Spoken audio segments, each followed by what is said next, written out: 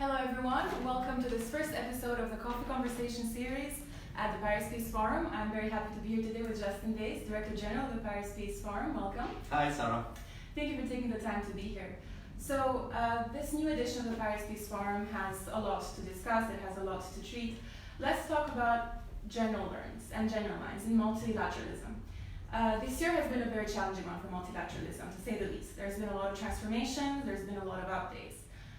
Is multilateralism as we know it dead? And if it is that necessarily a bad thing? There's no doubt that it's a very difficult year for multilateralism. Lots of challenges, tensions among great powers, populism, difficulty of some issues that seem intractable or where humanity seems doomed.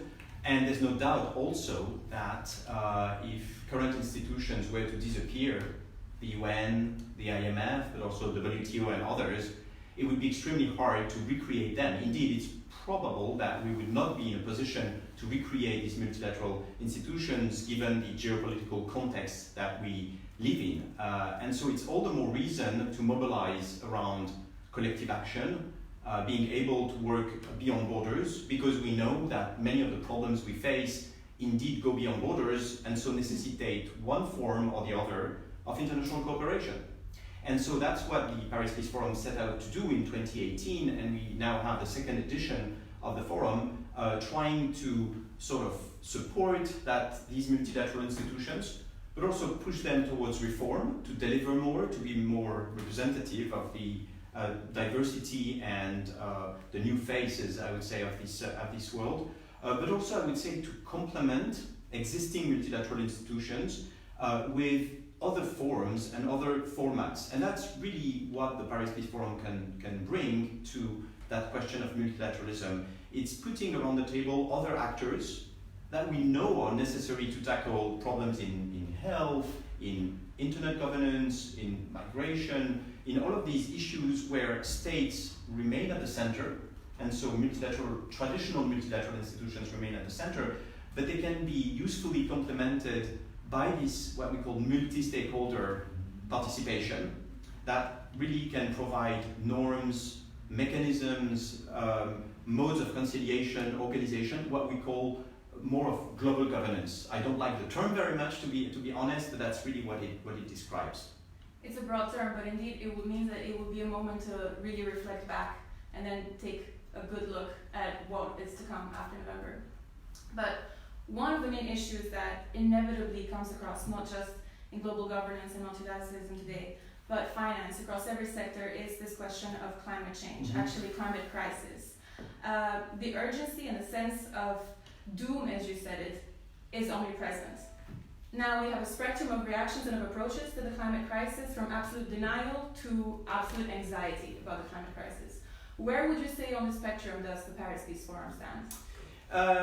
It's interesting. So while we recognize the interest and the importance of the voices that have warned of the impending doom on climate and that have played the role of Cassandra, we take a slightly different position on climate and environment in general, which is one of being proactive, which is one of being centered on solutions, on projects, on action, because we don't think it's too late. We still think that there are modes of organization, of consumption, of investment, of governance that we can promote in order to address this. We also hear the voice of the youth. That has been one of the features of the last year, and so that's why we invited at the forum two sisters from Indonesia, Isabel and Melati Vigen, who have been precisely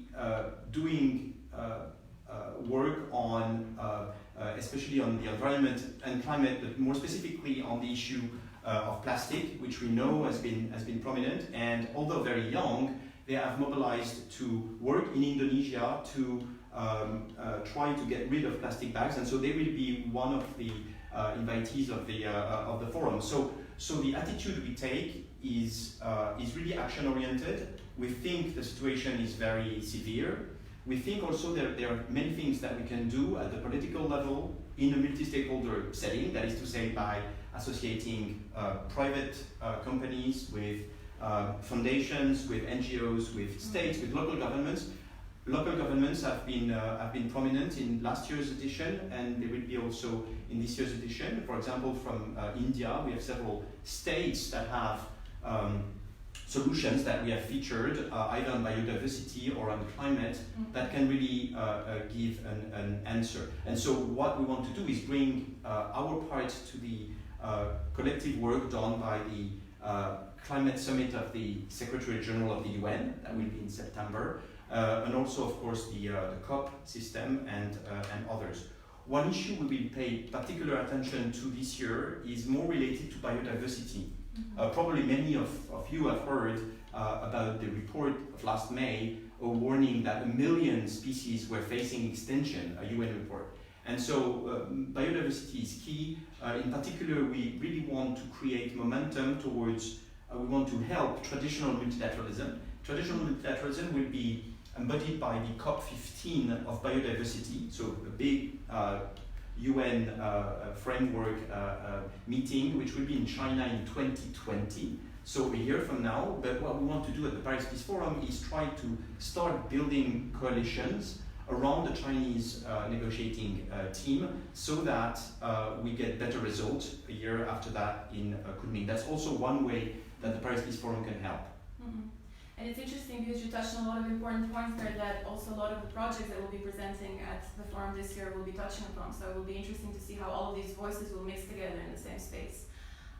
You mentioned local government, so let's get back to the traditional sense of institutions and how our relationship, the citizens' relationship to institutions and governments is changing.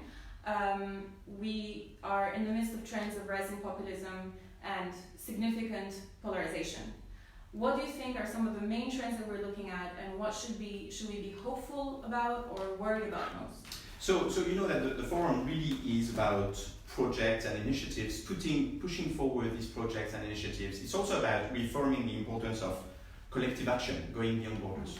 The problem, of course, is that we cannot escape from a massive political reality, which is that many people in the West and elsewhere, also in the global South, have the impression that all of these mechanisms, these treaties, these organizations, these modes of actions are very remote from what they experience, and that they don't respond to their votes, or they're not accountable anymore. They're a bunch of global elites, living in New York, Paris, or Beijing, but not really having any accountability to the real, to real public opinion and the people. And so they've sort of lost the sense that what is being done at the multilateral level directly serves their interest. So, there are raging forest fires on a scale, and an unprecedented scale in Russia right now. Here in Paris, we've experienced 2 heat waves in a month, one in June, one in July, very severe ones with record temperature. And the thing is, there's no way Russia by itself or France by itself can do anything about climate change and disappearing biodiversity, etc. We need some sort of cooperation. And what the Paris Peace Forum tries to do is to reconnect these important challenges and solutions that we bring to them with the will of the people by, for example, showing that a heat wave is directly related to whether we can organize to fight climate change, recognizing that if your computer is blocked, it's probably because of a hacker, and cybersecurity will not be solved except if we not only work beyond borders, but also work with tech companies, with civil society groups and others. And so what we would like to do at that second edition of the forum is reconnect the worries and concerns and day-to-day problems of the people with that issue of global governance, whereas now we've seen a gap, and we've seen a lot of suspicion that has been very detrimental to multilateralism. Indeed, it is a two-way process. And when speaking about trust and speaking about, we just mentioned technological developments, we see sort of the same dynamic there. In order to trust the technological development, we don't have to just trust the technology itself, but also how it is regulated, how it's implemented, and how it's used.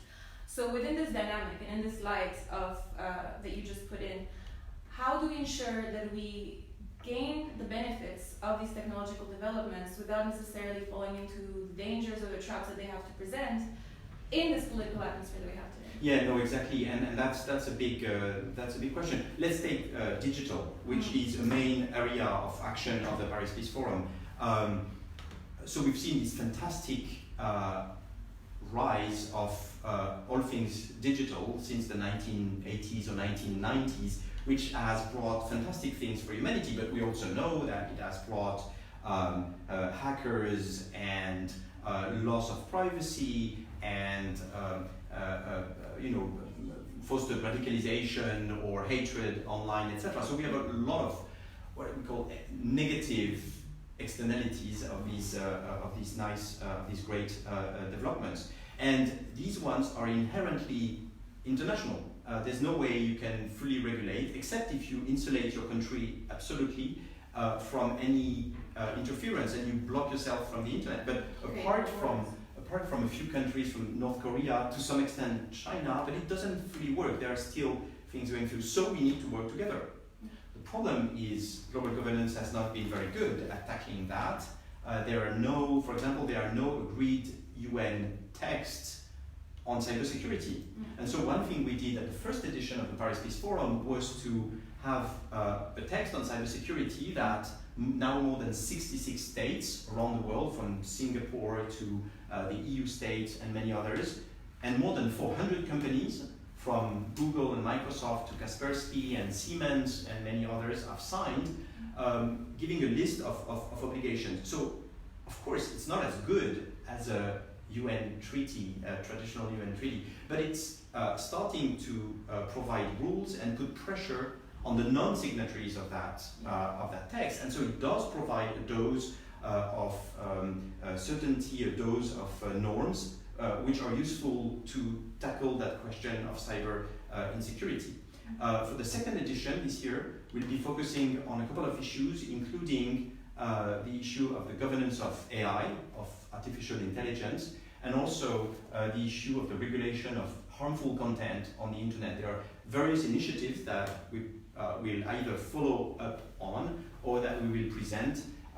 Think, for example, of the Christchurch call. You may remember in May, which was done a month after the bombings of Christchurch in New Zealand, and that work between governments, especially New Zealand and others, on the one hand, and tech companies to be able to withdraw harmful content and radicalization content on the internet. So all of these things need to be discussed internationally, but they also need to be discussed among very different actors, tech companies, civil society groups, NGOs, local governments also sometimes, but more importantly states, yes, and international organizations. So that's why we try to do is provide regulation, and regulation that we can all agree on.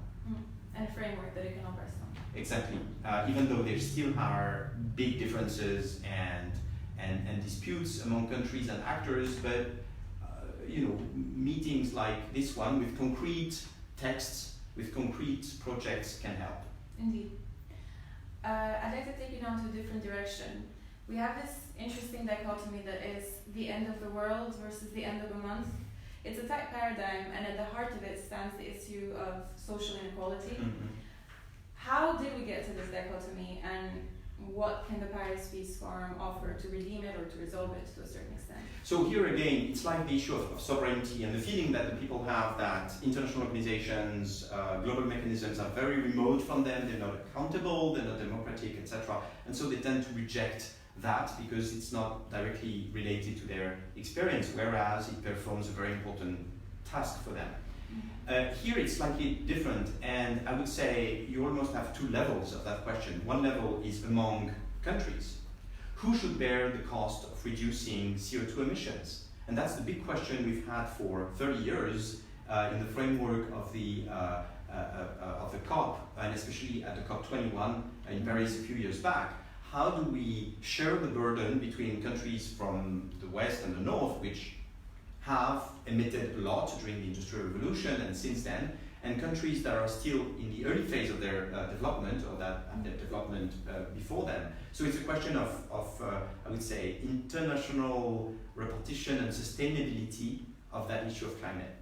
But as you say, there's another level of that, which is inside societies. And here the question is social sustainability, meaning who will pay for climate efforts, versus environment sustainability. And of course, we know something about that in France because we had the Gilets jaunes, because we had the Yellow Vest movement, which, as you may remember, was born not out of social frustration per se, but out of a social frustration that came from the specific effort of putting a fuel tax that would address CO2 emissions. So here we had a very good example of that question of social sustainability of these climate efforts. And so that's one issue we will tackle at the forum because it seems to us very important because of the magnitude of the challenge that awaits us to sort of reinforce social cohesion and democracy, I would say, because we know that as problems will get more dire, there will be more and more temptation to have authoritarian solutions because we will need to do something, and so that will have a big impact on how the body politics will react in France, in Europe, but in all parts of the world. And so that's a big question that we'll be putting forward. The Paris Peace Forum is really about projects and initiatives, but we cannot do as if we're not in a particular political environment, and that question of the Yellow Vest and of social sustainability will also be tackled at the forum. Interesting. Well, I have one very last question. You mentioned a lot of things that we should be expecting from the forum, but overall, what would you say this year will bring? How's it different from last year? What can you divulge from what we will be seeing in November? Last November, I think, was a success. We had lots of participants, and more importantly, more than the quantity, there were 6,000 participants, but more important than the quantity is the fact that we had a distinct crowd made up of citizens of more than 150 countries. We had citizens who were officials, who were from NGOs, who were from religious groups, who were from trade unions, who were from companies, private sector, who were from international organizations. And so we really wanted to have that type of crowd. So one ingredient that we will keep is that specific diverse crowd. We also have many heads of states. So of course last year we had 75 heads of states, government or international organizations. We'll have fewer this year, but they will be in the dozens. And it's really important precisely because of that necessity of having a multi-stakeholder discussion. And then we'll have some of the issues that we tackled during this discussion, namely biodiversity, governance of AI. Another issue of interest, which really is international and is a question of how we organize ourselves and what rules we give ourselves, is the politics of drugs, which we know is not working. And there's a very big diversity of views, and it's a problem that you meet from Mexico, US, to Southeast Asia, to France, to the Sahel, and other regions. And so that's a discussion we'll have around concrete initiatives and projects. And so I'm very much looking forward to that, because I think we'll be able to help global governance make a step forward. Indeed. Well, with that, I would like to thank everyone for watching. Please keep engaging in the comments below. We have to keep this discussion going until November. And stay tuned to see what the other guests will be for the next episodes of our coffee conversations. Thank you very much. Thank you, Sarah. Bye.